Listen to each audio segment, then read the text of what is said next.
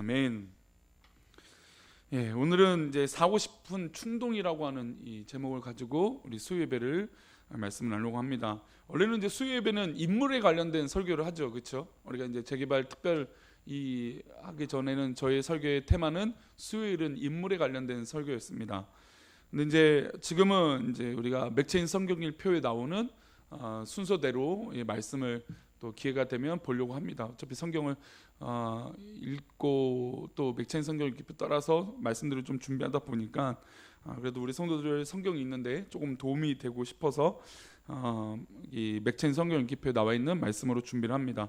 근데 이제 준비하다 보니까 이게 한 번에 말씀을 다 끝낼 수가 없어서 오늘은 몇 주 동안 이 마태복음 13장 이 44절 말씀을 가지고 나누고자 합니다. 저도 이 여러 가지 갖고 싶은 물건들이 많습니다. 뭐 예전에도 없는 것에 대한 이 반감으로 또 없는 것에 익숙했던 그 삶에서 가지려고 하는 이 소유욕이 저희 삶 가운데도 굉장히 큽니다. 그래서 없는 용돈, 없는 것들을 어떻게든 잘 모아서 또 활용을 해서 아니면 이제 중고로 물건을 팔고 하는 데 있어서 열심을 냅니다. 그래서 이제 다른 걸 하려고 해요. 근데 제가 지난달에 이제 원래 이제 제가 쓰는 노트북이 있는데 이제 노트북을 팔고 다른 전자제품 몇 가지 팔았어요. 스피커도 팔고 뭐 팔아갖고 이제 또 다른 이제 그 비슷한 모델의 조금 화면 큰 걸로 가격은 비싸지는 않습니다. 근데 이제 중고 제품을 다 팔아서 이제 그걸 사려고 했는데 은행에 넣어놨는데 한 달 만에 그 은행이 다 카드값으로 나갔어요. 은행에 넣어놨는데. 그래갖고 내가 그걸 사야 되는데 그래서 이제 지나가는 말로 아내에게 흘리죠. 내가 이거를 사고 싶은데 사지도 못하고 있다고 내가 또 그렇다고 불쌍히 보지 마세요. 이게 다 제 과정입니다. 제가 이걸 즐기는 거예요. 뭐 없어갖고 뭐 괴롭거나 없어갖고 뭐 힘들어하지 않아요. 그냥 저의 이런 과정이 그냥 감사하고 즐거운 거예요. 없으면 없는 대로 전혀 불편하지 않아요. 그러나 이제 저의 마음에도 사고 싶고 갖고 싶은 게 있을 거 아니에요, 그렇죠? 그런 마음이 가면 근데 제가 뭐 그런 전자제품도 좋아하지만 개인적으로 관심을 갖고 있는 게 이제 스피커입니다. 스피커에 대해서 관심이 굉장히 많아요. 그래서 집에 보면 뭐 이제 휴대폰을 연결하는 스피커도 있고 뭐 텔레비랑 연결한 스피커도 있고 그냥 식탁에서 들을 수 있는 스피커도 있고 그다음에 라디오를 들을 수 있는 스피커도 있고 종류별로 다 있어요. 비싸진 않아요. 다 뭐 그래도 이제 그 비싸지 않는 곳에서 어떻게든 최대한의 것을 구입하고자 막 애를 씁니다. 그래서 제가 뭐까지 한다고 그랬어요? 이걸 기억하시면 저에 대해서 관심이 굉장히 많으신 분이에요. 해외 직구를 한다고 했어요. 해외에서. 왜냐하면 국내에서는 6, 70만 원, 뭐 100만 원 하는 게 해외에서 뭐 특별히 이제 미국에서 직구를 많이 하죠. 미국에서는 뭐 한 10분의 1, 5분의 1 가격에 진짜 구입할 수 있기 때문이에요. 근데 이거는 다른 분들에게는 뭐 이렇게 하기는 어렵습니다. 그냥 제가 갖고 싶어서 그렇게 하죠. 그래서 스피커들을 좀 모아놓은 게 좀 있었어요. 스피커들을 정리하고도 이렇게 모아놓은 것도 있는데 최근에 이제 관심이 갖고 있는 스피커가 있습니다. 그래서 그거를 갖고 싶어서 어떻게 하면 저거를 할 수 있을까? 아니면 이제 미국에서 좀 더 할인할 때까지 기다려야 될까? 뭐 이런 계산들이 있죠. 갖고 싶으니까, 그렇죠? 그러니까 저의 갖고 싶은 욕구는 그렇게 풀어가고 있어요. 물론 그렇다고 다 갖는 건 아니죠. 근데 최근에 요거를 또 보완할 수 있는 방법이 하나 또 있습니다. 중국에서 비슷한 물건이 있어요. 중국에 똑같은 브랜드는 아닌데 성능이 비슷해요. 근데 미국에서 사면 10분의 1이라고 했잖아요. 근데 중국에서 사면 또 어떻게 될까요? 그것에 또 10분의 1이에요. 말도 안 되는 가격이에요. 이제 어제 제가 우리 집에 있는 전자제품 중에 고장이 나갖고 수리를 하고 싶어갖고 중국에 있는 사이트를 좀 뒤져봤더니 그래서 중국어로 잘하는 게 아니라 다 번역이 돼요. 번역이 돼서 딱 보니까 8,000원이면 하는 거예요. 원래 그게 한 8만 원 넘는 거거든요. 근데 와봐야 알겠죠. 중국 제품은 이게 정상인 물건이 올지 짝퉁이 올지 아예 작동도 안 되는데 사기를 치는지 가끔 사기도 쳐요. 우리나라는 사기를 칠 수 없잖아요. 물론 이제 민간이나 SNS 요즘 말하는 뭐 이런 개인의 거래는 사기가 있긴 하지만 뭐 보통 유명한 오픈 마켓에서는 그런 사기를 칠 수 없죠. 돈을 다 돌려받을 수 있죠. 근데 미국이나 그 중국의 어떤 뭐 이베이나 중국 어떤 이런 오픈 마켓은 사기꾼들이 있어요. 특별히 한국 사람들이 산다고 하면 이 가짜 제품을 보내는 경우도 있어요. 실제로 그래요. 저도 뭐 그런 경험이 있고. 근데 중국에 봤더니 10분에도 안 되는 8,000원이에요. 그래서 한번 시도해봐야겠다. 이걸 사갖고 이 전자제품을 고쳐봐야겠다 합니다. 근데 배송이 얼마나 걸리냐면 보통 3주, 빨라야 3주고 보통이 한 달 반 정도 걸립니다. 그러면 제가 갖고 싶은 이 욕망을 채우려면 몇 달을 기다려야 돼요? 한 달 반은 기다려야 돼요, 최소. 뭐 미국에서 구입해도 적어도 한 달 정도 걸려요. 아무리 빨리 해도 뭐 한국으로 보내도 2, 3주 이상 걸려요. 2주나 3주 정도 걸리죠. 그러니까 그 갖고 싶으면 막 이 마음도 막 눌러야 돼요. 그러나 한국에서 구입하면 어떻게 돼요? 제가 여유가 있으면 뭐 그거 걱정 있으면 그냥 가서 사면 되잖아요. 뭐 금액에 상관없이 어딜 가든 우리 한국 제품도 그냥 사면 되는데 그러지 못하니까 그런 욕망을, 그런 갖고 싶은 어떤 그런 욕구들을 그렇게 채운다라는 것이죠. 그래도 그것을 잘 포기하지 않아요.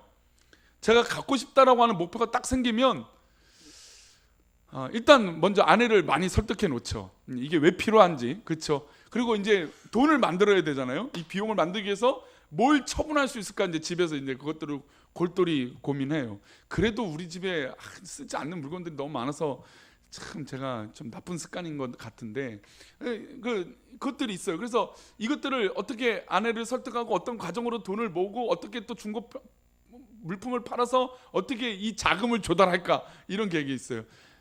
이게 길지 않습니다. 우리 또 성도님도 오해하실까봐 제가 뭐 맨날 그 생각만 하는 게 아니라 갖고 싶은 물건이 생길 때 그렇다는 거예요. 근데 그만큼 내가 내 거야라고 하는 이 마음은 성도님도 나름대로 갖고 싶은 물건들이 있을 거라는 거죠. 우리 수요일에 나오신 분들은 뭐 영화도 안 보시고 이제 우리 뭐 워낙에 물욕도 없으신 분들이 오셔서 갖고 싶은 물건도 없잖아요.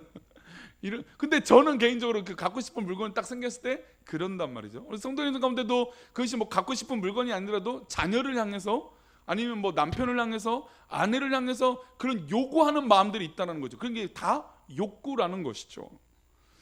그런데 만약에 내가 이 땅에, 오늘 본문 보니까 말씀 보니까 땅을, 이 밭을 봤는데 그 밭에 감춰놓은 보물이 있었다는 거죠. 여기는 단서가 있어요. 감추인 거예요. 그러니까 누군가 감춰둔 거죠. 뭐 땅에 그냥 보화가 있을 리는 없겠죠. 뭐 땅을 파서 전문적으로 어떤 그런 이 돌을 깨거나 이런 게 아니라 이 밭을 보니까 누가 숨겨놓은, 감춰놓은 물건이, 이 보화가 있었다는 것이죠. 근데 그 당시에는 어떤 문화가 있었냐면, 우리나라도 이제 그런 경우가 있는데 일제 압제나 또 6.25 동란 가운데 집안에 있던 물건들이 있었어요. 근데 지금이야 뭐 은행에도 맡기고 뭐 맡길 수 있는 방법들이 있고 뭐 있잖아요. 그렇죠? 뭐 그래도 현물화 시키고 현금화 시킬 수 있으니까. 근데 과거에는 이것을 현금화 시킬 수 없단 말이에요. 그래서 뭐 하죠? 집안에 숨겨요.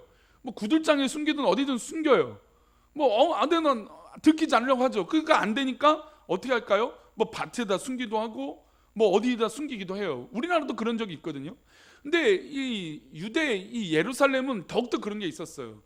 교통의 요충지죠. 북에서 남으로 애굽으로 내려가는 요충지죠. 수많은 또 이 서쪽에선 이 지중해를 중심으로 이 배, 또 교역들이 활발하게 있는 요충지죠. 그러니까 사람들이 침략도 많이 와요. 그래서 공격도 많이 와요. 그래서 성경의 역사 보면 수많은 전쟁과 침략이 끊이지 않습니다. 그러면 침략을 하면 당연히 이 군인들이 와서 뭘 뺏어갑니까?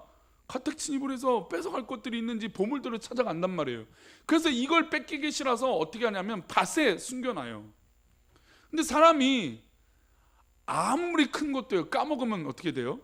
까먹을 수 있더라고요. 가끔 뉴스에 보면 아니 몇 천만 원 들은, 아니 몇 억 들었던 이 봉투를 그냥 택시에 놔두고 내리는 거예요.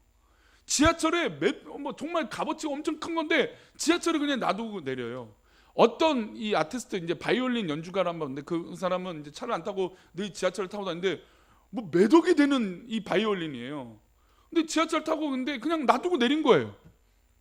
그러니까 아무리 가치가 있고 놀라운 거라도 감춰 놓으면, 그거 놓고 생각을 놔버리면 기억할 수 있습니까? 없습니까? 기억을 못 한다라는 거죠.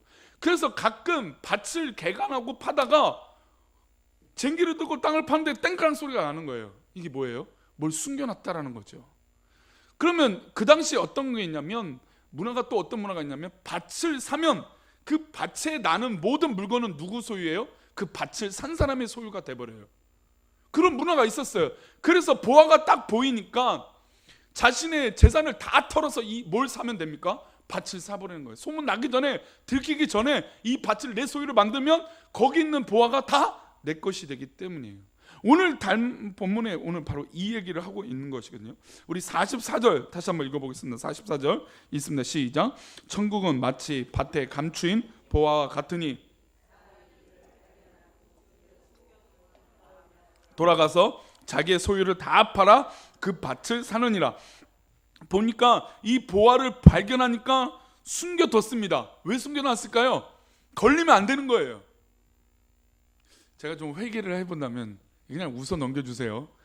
가끔 아내에게 먼저 이야기를 하지 않고 살 때가 있습니다. 합의에 돌출이 안 되고 내가 먼저 구입을 할 때가 있어요. 그러면 이제는 이걸 수습을 해야 되잖아요. 그죠? 수습을 해야 돼요. 제일 좋은 핑계가 뭔지 아십니까? 저에게 이거 교회 사역을 할 때 참 필요한 거야. 그러면 아내는 알죠. 솔직히 그걸 모르겠습니까? 그냥 웃어 넘기는 거죠. 일을 저질렀으니까. 일을 저지르고 가끔 그럴 때가 있어요. 왜 그러냐면 물건이 너무 싸니까 얘기하기 전에 합의에 도달하기 전에 미리 내가 질러버리는 거죠. 너무 싸게 나오니까. 근데 사실은 싼 거보다 뭐가 더 문제일까요? 제가 얘기하지 않은 게 더 큰 문제인 거죠. 그 물건을 산 거는 사실은 아내와 저의 관계는 뭐 중요한 문제가 아니에요. 그거는. 그렇죠?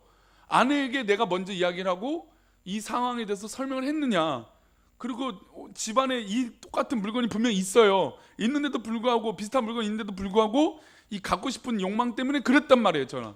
근데 저는 합리화가 너무 싸다라고는 합리화하지만 부부 관계에서는 그건 합리화가 되진 않죠.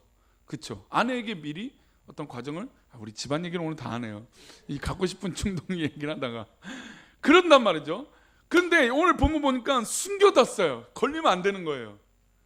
걸리면 안 돼요. 숨겨놓고 속으로 어떻게 해요? 혼자만 기쁜 거죠. 이건 아무도 모르는 거예요. 나만 기쁜 거예요. 제가 택배 오기 전에 딱 이 기분이에요. 택배가 오기 전에 아직은 안 걸렸잖아요. 그렇죠? 근데 이제 배송이 와요. 이제 물건이 얼마 후에 오는구나. 그러면 이제 물건이 오면 이제 그 기쁨. 근데 수습을 해야죠. 수습은 나 몰라 해요. 사람들이 또 대부분 그렇더라고요. 또 특별히 남자들이 그렇게 또 치밀하지 못해요. 저는 모르겠습니다. 저는 이게 뻔히 아내가 제 눈빛만 봐도 알아요. 아는데도 거짓말도 못하는데 꼭 그렇게 먼저 얘기하지 않아서 사단을 만들 때가 있어요. 그냥 웃으라고 말씀을 드리는 겁니다. 집안에 우리 우화가 없습니다. 어려움 없어요. 네. 그런단 말이에요. 근데 그 마음이에요. 지금 뭐 제 마음이랑 똑같은지 모르겠지만 이건 보아니까. 보아인데 남들에게 걸리면 안 돼요. 숨겨놨어요. 근데 숨겨놨다라는 건 남들에게 걸리지 말아야 되잖아요. 그럼 불안한 마음이 있잖아요. 그렇죠? 근데 불안한 마음 동시에 무슨 마음도 있어요? 기쁜 마음도 있어요. 이 보아라는 게 그런 가치라는 거죠. 이게 내가 숨겨놓고 남들에게 걸리지 않았지만 이게 너무 좋은 거야. 이건 내 거야, 내 거. 너무 기쁜 거죠. 이제 나는 부자가 됐어. 나는 성공했어. 나는 이 물건을 가졌어. 라고 하는 이 소유욕, 이 기쁨이 이에게 있었습니다. 그래서 돌아가서 어떻게 했을까요? 밭을 파냈다가 다시 어떻게 했을까요? 아무것도 건드지 않은 상태로 다 했을 거예요. 아니면 이 전 주인이 찾지 못하게 다른 곳에 숨겼을지도 모르겠습니다. 본문에는 그런 설명이 나와 있지 않지만 어쨌든 남들이 또 이 본 주인이 이것을 찾지 못하도록 뭔가 조치를 했을 거예요. 그래서 숨겨두고라고 하는 말이 나왔겠죠.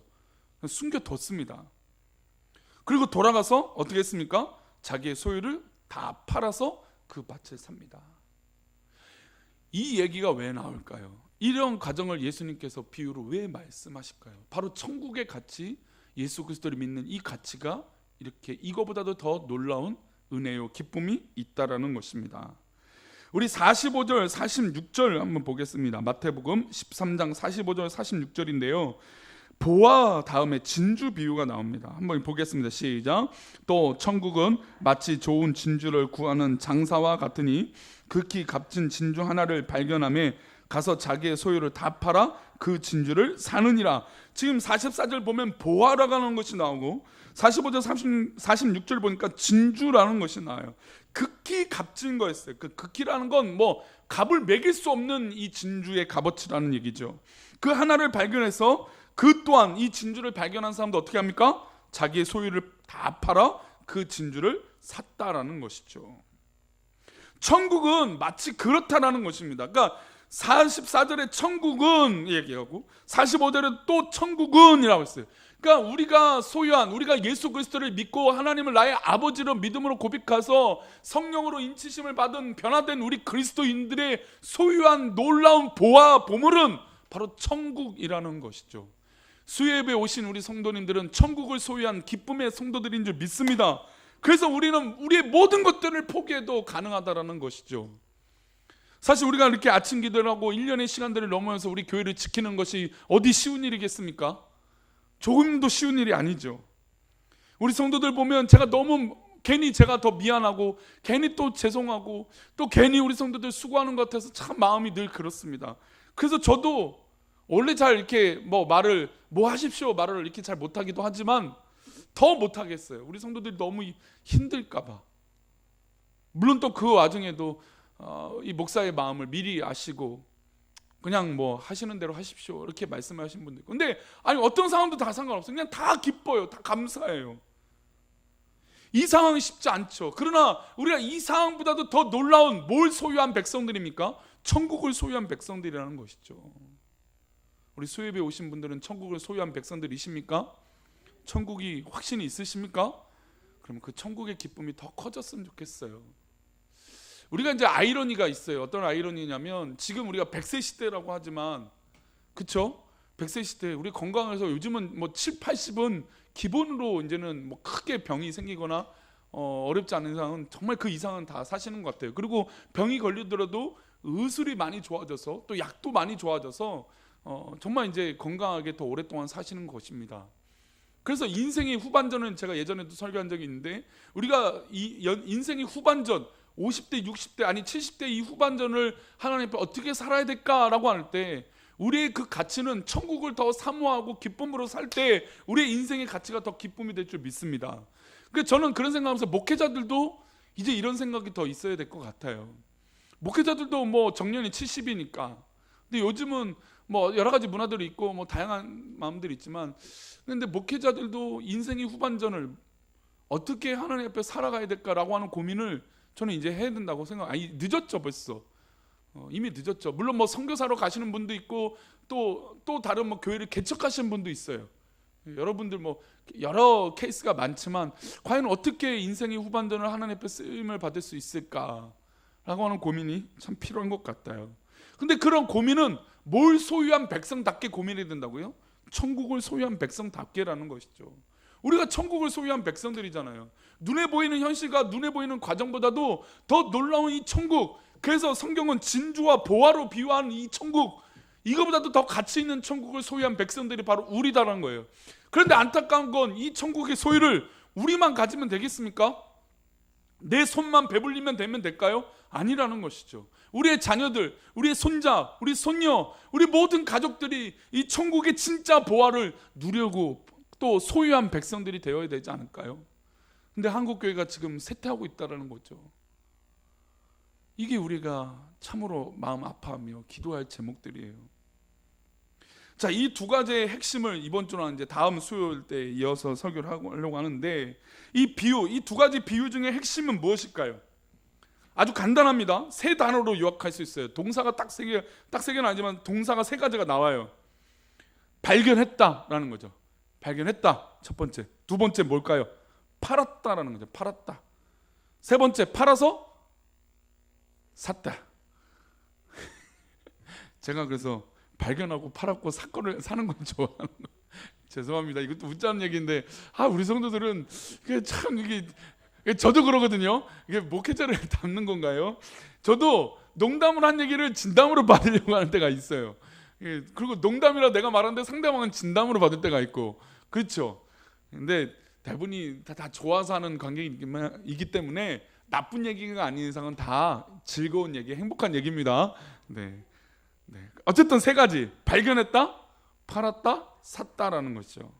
지극히 값진 보화를 발견했고 전 재산을 팔았고 그리고 그 진주를 사들였다는 것이죠. 그 땅을 밭을 사들였다는 게 핵심입니다. 그러니까 천국은 자신의 소유를 다 팔아 살 정도의 지극히 값진 보아라는 것이죠. 그러니까 하나님을 믿고 예수 그리스도를 믿는 백성은 뭘 팔 수 있다는 겁니까? 내 전 재산을 다 팔 수 있다라는 것이죠. 그 정도로 가치 있는 게 무엇입니까? 바로 천국이라는 것입니다. 그래서 오늘은 이 발견했다라고 하는 의미를 먼저 살펴보고자 해요. 발견했다. 참 이 안목이라는 건 참 중요한 것 같아요. 예전에 한 드라마나 어떤 그런 이 평가하는 이 사람들을 보니까 안목이 굉장히 중요하더라고요. 그리고 옷을 요즘 우리 한국 사회는 옷에 대한 이 민감함이 굉장히 있거든요.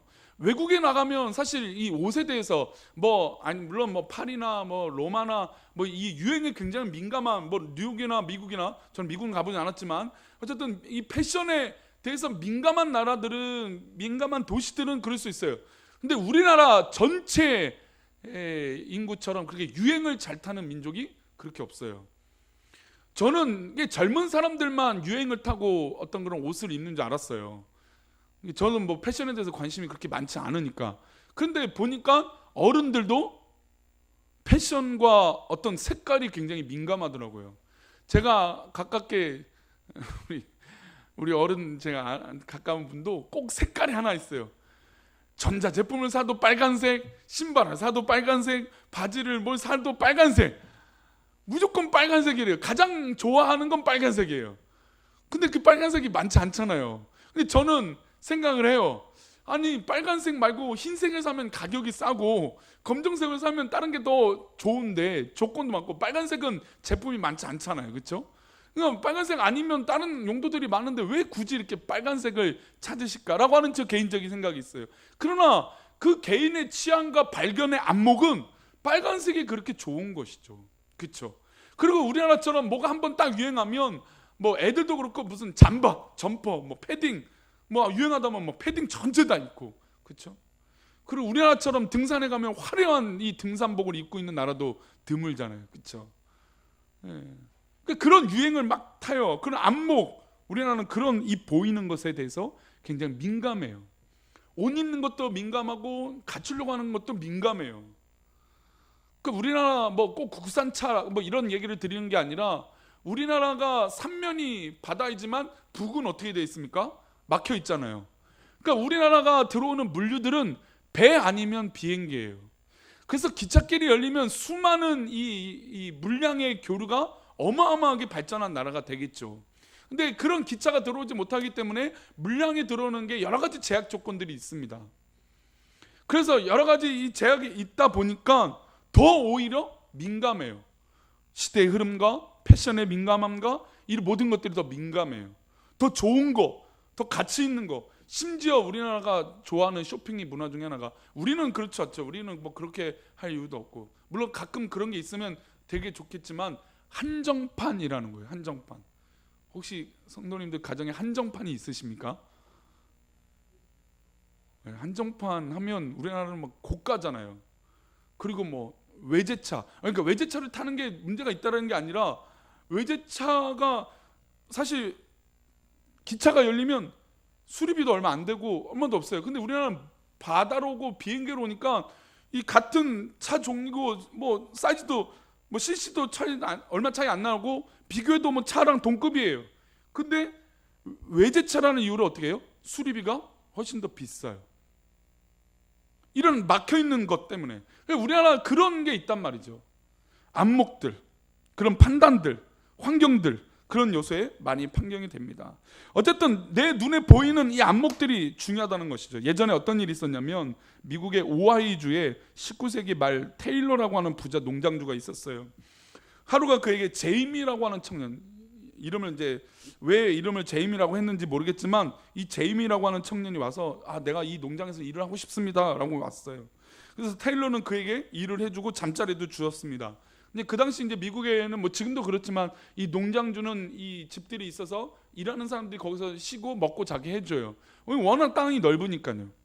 그래서 그 제이미라고 하는 청년이 와서 일을 하고 하니까 너무 일을 잘하는 거예요. 성실한 청년이었어요. 그래서 또 다른 일들을 그에게 맡겼죠. 근데 어느 날 이 테일러에게 이 제이미라는 청년이 온 거예요. 뭐라고 얘기했냐면, 테일러 씨, 제가 일을 하다 보니까 당신의 딸하고 사랑에 빠졌습니다. 너무 좋아요. 제가 결혼할 수 있었으면 좋겠습니다. 이 얘기를 했어요. 그랬더니 그 얘기 듣던 농장주 테일러가 단숨에 어떻게 했을까요? 잘라버렸어요. 그 청년 제임이라고 하는 청년을 내보냈습니다. 너는 더 이상 여기 있을 자격이 없어. 당장 짐을 싸서 나가. 그날로 제이미는 그 집을 떠났고 테일러는 그 후로 그의 소식을 못 들었습니다. 수년 후가 지났어요. 그러니까 농장 이 직원들이 자는 집 이제 따로 있으니까 수년 후에 지나서 또 이 직원들, 이 종으로 일하는 사람들, 일꾼들이 그 집을 숙소를 정리할 기회가 있어서 정리하러 갔다가 제이미 방에 들어가게 됐어요. 제이미 방에 딱 놓인 것을 봤더니 그 이름을 보고 놀랐어요. 그 이름이 본명이 제이미라고 하는 이 사람의 본명이 제임스 가필드라고 하는 사람이었습니다. 이 사람이 바로 1881년 미국의 대통령 20대 대통령이었습니다. 그럼 만약에 그때 자기 딸을 어떻게 해요? 결혼하도록 허락했으면 이의 인생이 자신의 딸의 뭐가 되는 거죠? 영부인이 되는 거예요. 물론 우스갯소리로 이 예화가 있기도 하지만 사람의 안목이라는 게 그렇다는 거죠. 내가 보이는 게 이게 맞다라고 생각하지만 또 시간이 지나면 아무것도 아닌 경우도 있고, 지금은 아무것도 아닌데 또 시간이 지나면 어마어마한 가치가 있는 경우도 있고, 근데 그것을 진짜로 진짜같이 이 판단할 수 있는 안목, 이것이 굉장히 중요하다는 거죠. 만약에 진주를 보고도 진주로 모른다면 어떻게 될까요?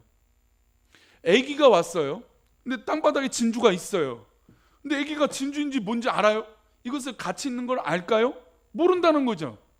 그러면 지금 이 사람이 이것을 발견했다는 건 이것에 대해서 가치를 알고 있는 사람입니까? 모르는 사람입니까? 가치를 알고 있었기 때문에 자기의 땅을 팔 수 있는 것이죠. 안목이 그래서 중요하다는 거예요. 발견하는 이 영적인 안목이 그래서 중요한 것이죠. 우리가 무지하고 하나님 말씀에서도 깨닫지 못하고 또 우리가 하나님 말씀에 훈련되지 않고 또 우리의 영적인 영안이 열리지 않으면 우리가 우리 앞에 있는 이 문제와 이 여건과 환경을 판단할 수 없다라는 것이죠. 발견할 수 없다는 것이죠. 우리가 영적으로 발견하면 이건 누구의 뜻입니까? 하나님의 뜻이 되죠. 하나님의 뜻으로 받고 하나님 뜻이니까 내가 믿고 감사하며 쓰임 받을 수 있는 거죠. 그리고 내가 행동할 수 있는 것이죠. 그러나 훈련되지 못하고 깨닫지 못하고 기도하지 않는 사람이, 영적인 영안이 열리지 않은 사람이 한 동일한 문제를 우리 성도들이 다 같이 보고 있는데 그것을 어떻게 분별할 수 있냐 이것이죠. 아니 우리가 각자 생각을 하고 판단을 합니다. 얼마나 좋은 생각을 해요. 얼마나 똑똑한 사회가 됐습니까? 다 얘기하면, 적어도 우리 성도들 개인적으로 얘기하고 어떤 주제로 얘기하면 20분 30분 다 대화할 수 있는 사람들이에요. 그만큼 똑똑한 사회가 됐어요. 그런데 그런 똑똑함이랑 상관없이 영적인 영안으로 이 문제를 바라보지 않는 안목이 없다면 우리는 이 문제를 해결할 수 없다라는 것이죠. 하나님의 뜻으로 해결할 수 없다라는 것이죠. 그게 우리 가운데 더 큰 메시지요, 더 큰 문제라는 것입니다. 지금 이 예화를 하고 있는 예수님은 제자들과 이 주변에 있는 사람들에게 이 메시지를 왜 이야기를 할까요? 그 사람들이 왜 이런 이야기를 할까요? 그들이 모르기 때문이에요. 아무리 예수님이라고 하는 이 진주 보화가 앞에 있는데 예수님을 진주 보화로 믿지 않고 기도하지 않기 때문이에요. 그래서 예수님 당시 유대인들은 정치적인 메시아를 기다렸어요. 우리의 로마 압제를 해결해주고 우리를 자유케 해줄 이 정치적인 메시아만을 기다렸습니다. 근데 예수님은 그렇게 오시지 않았죠. 예수님은 낮고 낮은 곳에 오셨고 말교에 오셨고, 그리고 우리를 구원하시기 위해서 십자가에 달려 돌아가시려고 하는 그런 철저한 낮아짐으로 오신 예수님인데, 이 유대인들과 그 당시 예수님 당시 사람들은 예수님에 대해서 그렇게 인정하지 못했다라는 것입니다.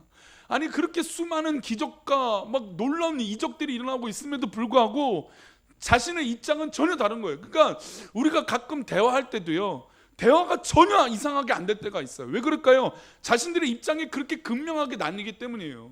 나는 A라고 생각하고 상대방은 B라고 생각하는데 대화를 해보세요. A, B가 합쳐지질 않는 거예요. A, B가 동시에 돼서 섞여야 되는데 섞여지지 않고 나는 A야, 나는 B야 라고 선을 그어놓는다는 것이죠. 그러면 대화할 수 없는 거잖아요. 마치 지금 유대인들이 예수님에 대해서 예수님 자체로 바라보지 않고, 예수님 자체로 메시아로 바라보지 않고 다른 판단으로 그를 발견하고 바라봤다는 것입니다. 이미 예수님에 대해서 예언을 이렇게 하고 있어요. 우리 이사야 53장 2절인데요. 읽어보겠습니다. 시작. 그는 주 앞에서 자라나기를 연한 순 같고 마른 땅에서 나온 뿌리 같아서 고운 모양도 없고 풍채도 없은즉 우리가 보기에 흠모할 만한 아름다운 것이 없도다. 우리 예수님이 이미 구약에서 예언이 되시는데 흠모할 만한 아름다운 것이 없다라는 것이죠. 그래서 실제로 우리 그 예수님의 초상화가 그려진 것들을 보면 얼마나 잘생겼습니까? 그렇죠? 얼마나 멋쟁이에요. 야, 예수님 정말 멋있다. 물론 제가 예수님을 그린다 해도 이왕이면 잘생기고 멋지게 그리고 싶을 거예요. 근데 성경은 물론 뭐 이것이 영적으로든 실제적인 외모일진 모르겠지만 흠모할 만한 아름다운 것이 없다라는 것이죠. 그래서 예전에 제가 10여 년 전인가 15년 전인가 한 뉴스에 그 예수님을 뒤엎었던 세마포를 뭐 3D 뭐 이렇게 뭐 스캔을 해봤더니 예수님의 실제 모습이 나왔는데 그렇게 잘생긴 모습은 아니었어요. 뭐 그것이 옳을지 뭐 그것이 맞는지 모르겠지만 우리가 판단하는 예수님에 대한 임재가 우리가 생각하는 정치적인 입장일 수도 있고 우리가 생각하는 경제적인 입장일 수도 있고 내가 좋아하는 그런 색깔로 예수님을 끼워 맞출 수 있다는 것이죠. 그러나 이미 성경은 마른 땅에서 나온 뿌리 같고 고운 모양도 없고 풍채도 없고 보기에 흠모할 만도 없는 분이 바로 예수님이라는 것이죠. 그러면 우리조차도 믿음의 사람들조차도 예수님을 자기 마음대로 끼워 맞추고 있다는 것이에요. 자기 취향에 맞게끔 예수님을 해석하는 거예요. 자기 취향에 맞게끔 이 말씀을 받아들이고 이 말씀을 그렇게 해석하는 것이죠. 그러면 진짜 보화가 있고 진주가 있어도 해석할 수 있을까요? 못하는 것입니다.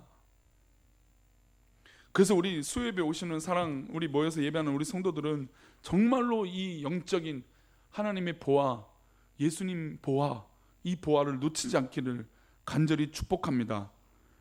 얼마나 놀라운 것이에요. 이거를 발견하지 못하고 그냥 버려둬 버리세요. 발견하지 못하고 그냥 내버려 둬 보십시오. 이거 얼마나 손해를 본 겁니까? 내 거가 될 수 있는데. 말씀 맺겠습니다. 우리들 가운데도 이런 이 보화를 발견하지 못하는 모습이 있을 수도 있어요. 그래서 이 숨겨진 보화 또 발견한 진주와 같처럼 우리가 그것이 보일 때 또 발견했을 때 우리가 얼마나 영적으로 깨어 있느냐, 그것이 중요해요. 아무리 좋은 물건이 여기 있더라도 좋은 것을 모르면 갖고 싶지 않아요. 그렇잖아요. 갖고 싶은 욕구가 생긴다는 건 내가 이것이 좋다라고 여겼기 때문에 갖는 것이에요. 근데 그 마음이 생기지 않으면 아무리 억만금을 줘도 안 해요. 제가 우리 한 주 동안 이 찬이를 우리 포항에서 올라와서 2주 동안 2주의 시간 동안 봤습니다. 어른의 입장에서 자녀들에겐 당연히 우리 자녀들이 어떻게 될까요?